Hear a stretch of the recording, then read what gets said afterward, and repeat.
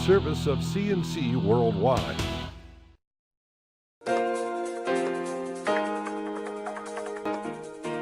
The CNC Daily is a service of CNC News and Jib Jab Greetings. I'm Bud Lowell. Your full AccuWeather forecast is always on top here on your CNC local pages.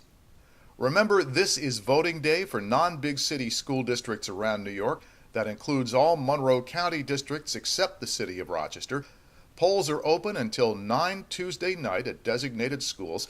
Check your school district webpage for the locations. Most of you listening on CNC News pages will be voting at your local high school. In Greece Central, you vote at your nearest elementary school. We'll have the results for you tonight on this page and on Wednesday's CNC Daily.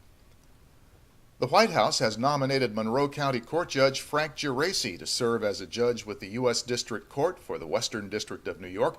The Obama administration said Judge Geraci is highly qualified and will be a valuable addition to the court.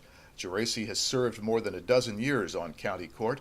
He's also been a Rochester City Court judge and a federal prosecutor. A couple of business notes in today's news. Two of them are Kodak stories.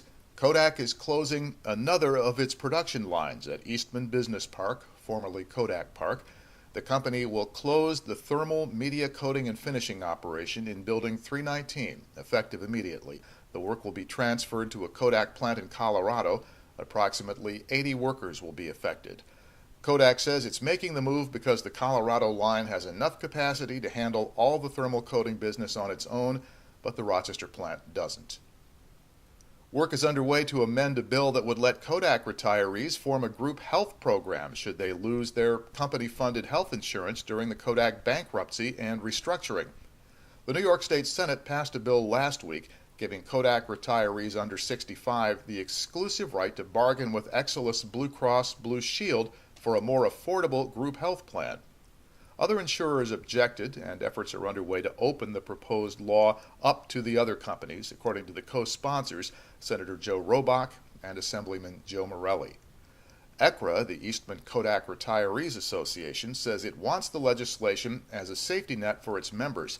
The group says if their Kodak coverage is lost, the alternative direct bill coverage available would cost each person $1,200 to $1,300 per month until they're eligible for Medicare. ECRA says about 6,600 retirees could be affected. ECRA's Vice President Art Roberts says his group, the insurers, the two legislators, and the Cuomo administration have held amicable discussions on this issue. He says they have agreed that other insurers should be able to offer coverage to Kodak retirees under the legislation.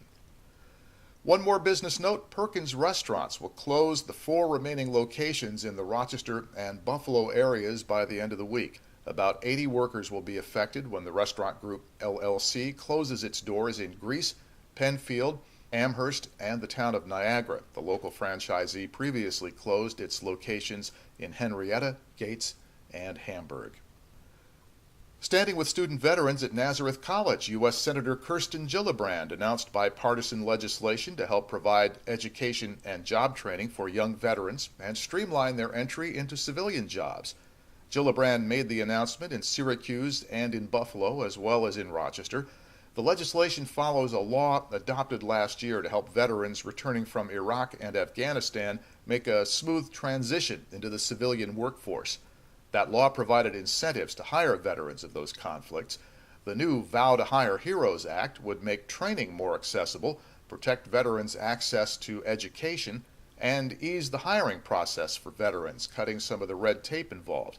The Bureau of Labor Statistics said that in 2011, more than 12% of veterans who served post 9/11 were unemployed. On this page, you can find links to these and other stories, and at the bottom, links you can use to post your own news updates, sports, and salutes with us.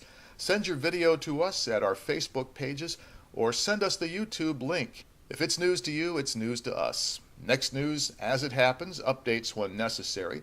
I'm Bud Lowell, CNC News.